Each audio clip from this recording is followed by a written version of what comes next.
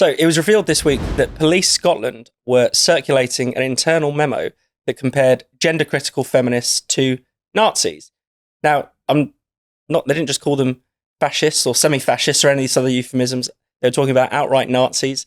One of the really interesting phrases from this memo was the idea that the sex binary, which is this idea, or I should say the scientific truth, that there are two biological sexes, was a core pillar of the Third Reich's ideology. Candice, this is the kind of comment you might expect to hear from a sort of blue-haired, purple-haired student. This is being said by the armed wing of the state. What the hell is going on?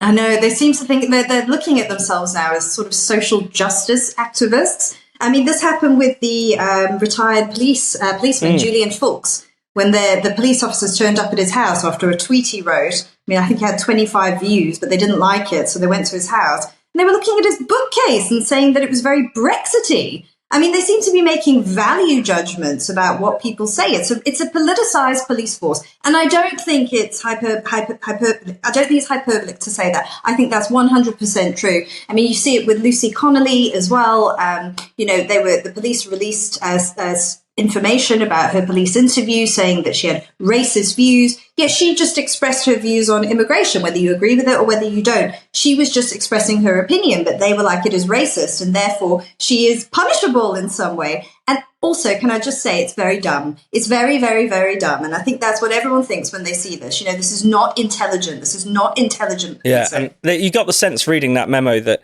the police really almost see themselves as sort of in a battle with this emerging fascism.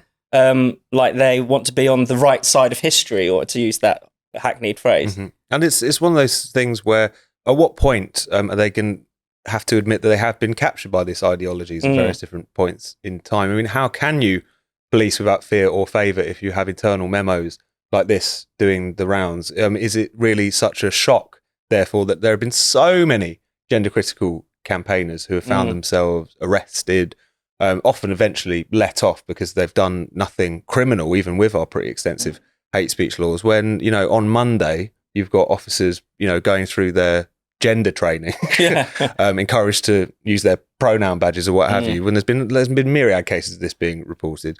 Of course that's going to corrupt an institution which is supposed to approach every case and every crime in an impartial fashion. So I don't know how they can shake off this idea that they've been in some respects sort of captured by this ideology. It's also just fascinating what a kind of it's wokeness in its most absurd sixth formerish form.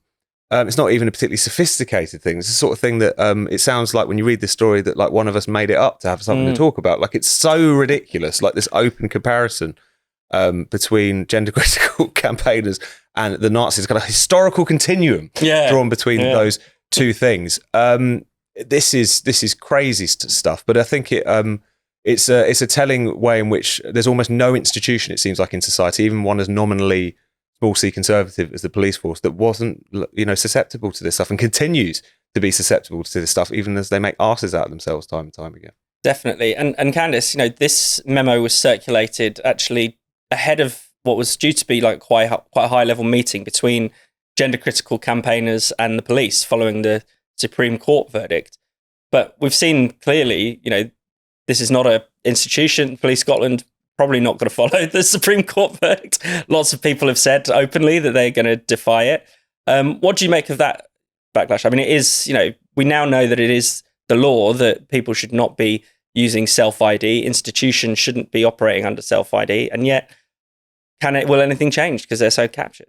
Yeah, it depends what they choose to act on, right? So what they deem worthy of arrest or a police visit, because we all know that in many parts of the country where there's rampant crime, I mean, like soaring crime rates, maybe they'll knock on your door if you said something about your child's school. You know, it's that sort of thing. What are the priorities? And, you know, when they become captured by these sorts of ideas, these very woke ideas, you see, they take on those characteristics that we've seen of the left for so long. They become incredibly censorious. That is a real characteristic of the modern left. It is incredibly censorious. It becomes obsessed with what people are thinking and tries in some way to manage it and restrict it. And that is very sinister when you are the police and you have the full power of the state behind you. And I don't think we fully got to grips with that yet. I mean, we talk about it talk about it being silly, but it's actually very sinister, and it's something that needs to be challenged.